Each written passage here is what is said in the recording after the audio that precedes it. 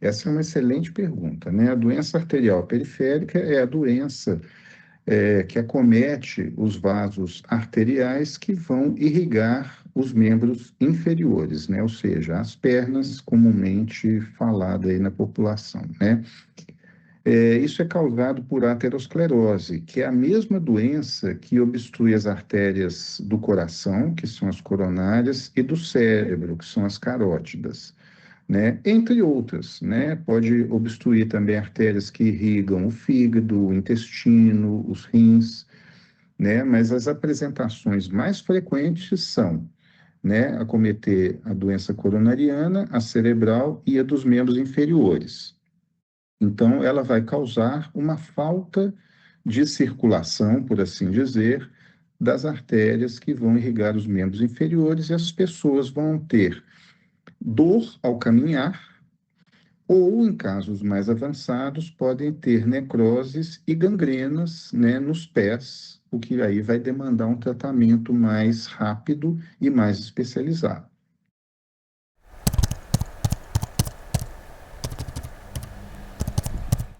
A maioria das pessoas que tem aterosclerose que obstrui as artérias dos membros inferiores, né, ou seja, a doença arterial periférica, é assintomática, ou seja, elas não vão sentir nada, elas vão ter simplesmente a doença e não vão saber que têm ela, por vários motivos.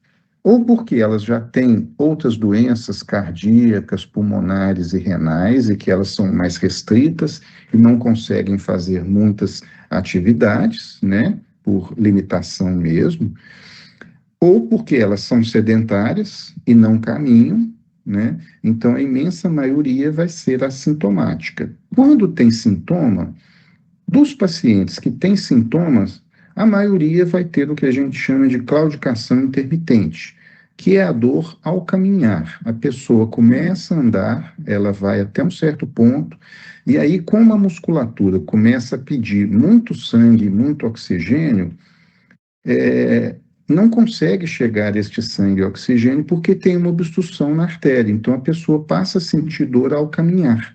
Então, nesse momento, ela sente uma dor mais comumente na panturrilha, mas pode ser também na coxa, ou nos pés, ou na nádega.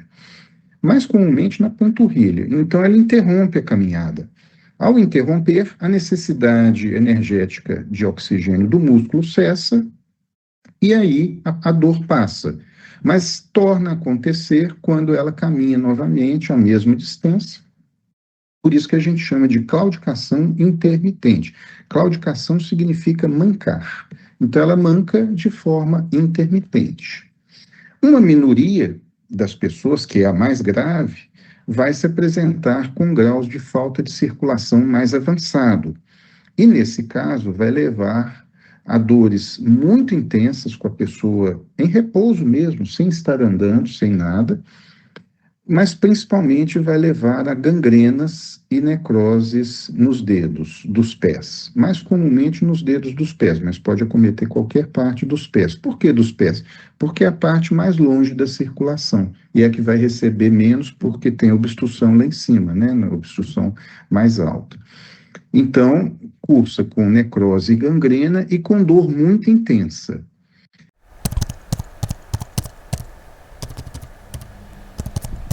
Nesse tipo de paciente, a gente precisa fazer algo mais drástico. O que seria mais drástico? Seria a cirurgia mesmo.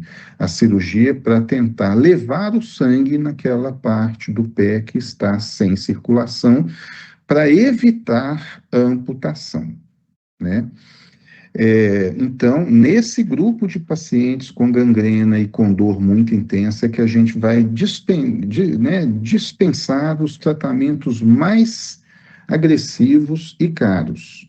Por que que eu estou falando isso? Porque naquele paciente, que é o mais frequente, que é o da claudicação intermitente, quando você tem uma obstrução na artéria das pernas, você tem medo de amputar a perna, né? Esse é que é o medo de todo mundo. Mas nesse paciente com claudicação intermitente, a amputação ocorre em 1 a 2% nos próximos 5 anos, ou seja, é muito baixa. Mas se o paciente não fizer tratamento nenhum para as condições que levaram à aterosclerose, como hipertensão, diabetes, tabagismo, aumento do colesterol e da gordura no sangue, né, sedentarismo, obesidade, etc., essa pessoa tem uma chance de morrer nos próximos 5 anos de 30%. Ou seja, é muito mais provável da pessoa morrer do que perder a perna. Então, nesse grupo de pacientes, o nosso foco de tratamento é tratar as condições que levaram à aterosclerose, que são essas que eu disse, né? A hipertensão, o diabetes, o tabagismo, a obesidade, né, o excesso de gorduras no sangue, né, colesterol, triglicérides, etc., né, o combate ao ganho ao peso excessivo, o combate ao sedentarismo, essas coisas todas. Então, essa que é a nossa prioridade.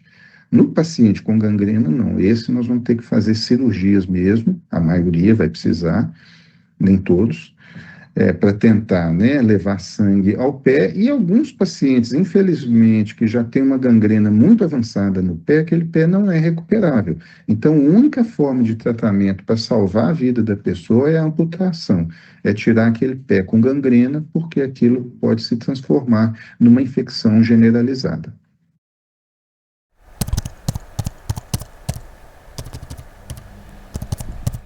Bom, os fatores de risco para o desenvolvimento da doença arterial periférica são nessa sequência. Idade avançada, geralmente eles vão ter acima de 50 anos, mas principalmente aqueles acima de 70 anos. Então, assim, é muito comum os nossos pacientes terem dessa idade para cima, 80, às vezes 90 anos. Né? Sexo masculino, ele é mais frequente de ter aterosclerose do que a mulher. O tabagismo é um fator de risco muito forte para a doença arterial periférica, né, mais até para a doença arterial periférica do que para a doença coronariana. Né? Outro fator muito forte é a presença do diabetes. O diabetes, ele se correlaciona muito com a doença arterial periférica, né? Então, tanto que as amputações em pacientes diabéticos são muito mais frequentes, né? Não só pela infecção, mas também pela doença arterial periférica, que é muito prevalente nesses pacientes. Outras, né? Aí nós convivemos com outras que são, outros fatores de risco, que são a hipertensão arterial, principalmente aquela mal controlada, a dislipidemia, que a gente chama, que é o excesso de colesterol e de triglicéridos no sangue, né? E aí vão entrar outros fatores também, como excesso de peso, sedentarismo, basicamente seriam, né, os principais são esses. Existem outros também, alguns fatores genéticos, etc., mas os mais importantes são esses, e como a gente viu, a maioria deles são modificáveis. O controle correto da hipertensão, do diabetes, a abolição do tabagismo, né, a atividade física regular, o controle do peso, né, tudo isso a gente consegue fazer e, portanto, prevenir, né, não só a perda do membro, mas a perda da vida, né? Porque a doença arterial periférica está correlacionada com a doença coronariana, que leva ao infarto, e a doença carotídea, que leva à isquemia cerebral, o famoso acidente vascular cerebral ou AVC.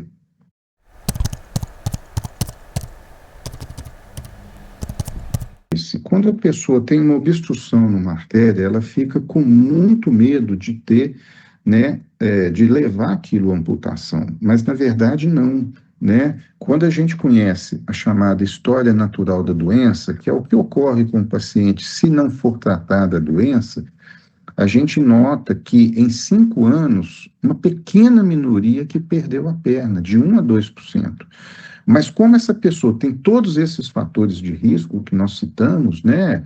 Idade, tabagismo, diabetes, hipertensão, dislipidemia, a pessoa acaba morrendo ou de infarto ou de derrame nos próximos 5 anos em até 30%. Então, a pessoa que tem uma obstrução na artéria do membro inferior, se ela tem claudicação intermitente, nós temos que focar o tratamento nos fatores que levaram ela e não na cirurgia, porque senão você opera, acha que está tudo bem e todos os fatores que causaram a doença continuam lá e a pessoa vai morrer.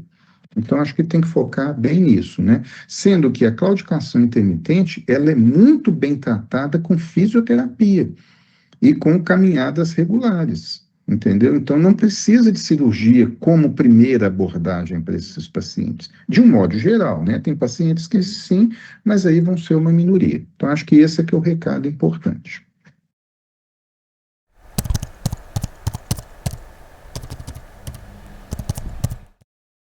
Um prazer, Milena.